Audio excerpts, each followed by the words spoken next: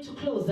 Now, there are limitations that are beyond our control. There are those limitations that it is not you. You have prayed, like I've talked about, you fasted, you stood on the word of God. You have done all those things that they say we do. You say give, we give, and you say tithe, we tithe. You say serve, we serve. All those things I have done. But still things don't look to be working in my life.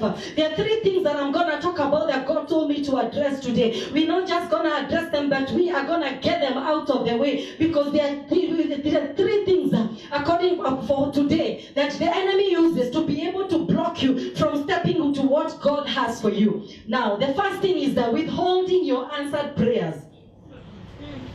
You pray, you fasted, God has answered it, but it's not coming to you. Have you ever prayed for something and you know this one God answered? You feel it, you can tell, you can sense it, but somehow the manifestation is not coming. This is what happened to Daniel. He prayed, God answered, but between the answer and Daniel, there was a spirit of a prince of Persia, a spirit that held his prayers for 21 days. So God has already done his part. You have already done his part, but the enemy intercepts at the middle. But we are going to arrest that enemy today, and every prayer that has been released and the enemy has held upon your life, we are going to release it in the mighty name of Jesus. The second thing that happens is warfare. You find the enemy keeps you in a place of warfare after you are fighting forever. There is a problem in your life before you deal with this one, another one comes. When you think you've just finished this one, another one comes. Your life is warfare after warfare after warfare, problems after problems, that you cannot focus on moving forward. You focus on trying to fix what is around you, and the enemy robs you of moving forward because of warfare. But I have a word for you today. God told me to tell you, according to Isaiah 40, comfort, yes, comfort my people, says your God. Speak comfort to Jerusalem and cry out to her that your warfare is ended. Today your warfare is ended.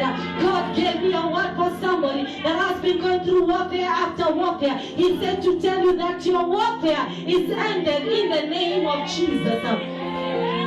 Look at the life of Joseph. Joseph moves from one problem to one problem to one problem to another. He's hated by his brothers. They betray him. They decide to kill him. They decide now they will throw him in the pit. Then they sell him as a slave. Then he goes to Potiphar's house, he's betrayed. Then now he's thrown to prison. But God, in the midst of all that, intervened and he moved him out of it. And that same God who did it for Joseph, he can do it for you today in the name of Jesus. Whatever it is that has been following you, whatever has been an issue after an issue after an issue, today it's going to end in the name of Jesus. The Bible says that many are the afflictions of the righteous. Many are the afflictions of the righteous, but the Lord delivers them from them all. He delivers you from them all. Not some, not peradventure, not sometimes, not perhaps, no, all. And that can be your scripture. That could not be what is written about you in the Bible that is about to work in your life today. That God is going to deliver you from everything that you have been through. The third thing that I'm going to talk about, there is a limitation. The title of my sermon today is Breaking Limitations, is delay. The Bible gives us a story about a man at the pool. Please look at your neighbor and tell her she just wants to take some water.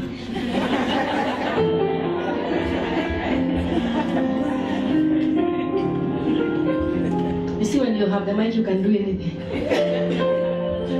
The third thing I'm going to talk about is the man at the pool.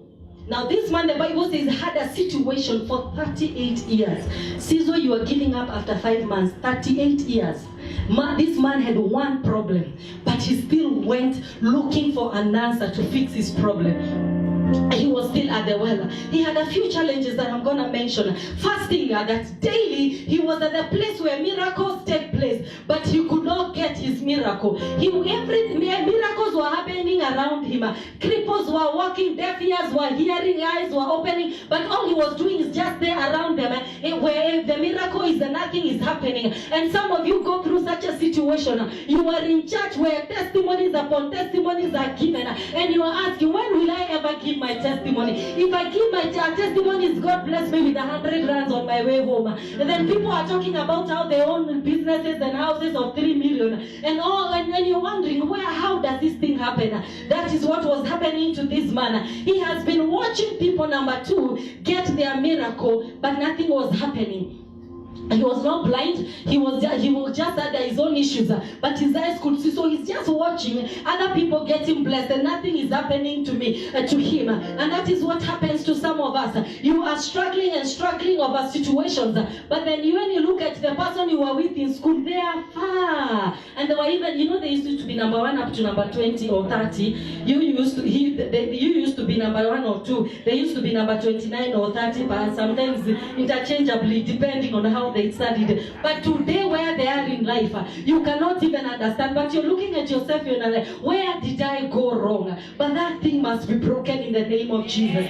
He was near, but he could not get in. There was a hindrance. Like the children of Israel, he could see this is where my miracle is supposed to be, but he could not step into it. And some of you are in such a place, you can see it, this is it, but you can't step into it. You don't know what it is that you need to do to be able to get that breakthrough that you can already see. This guy needed a man to help him, number 4, but there was no help. He had no help from man. Imagine even a relative. For all those, could there even be a relative who was going to stand with him? And there was, when the water started up, just throw him in.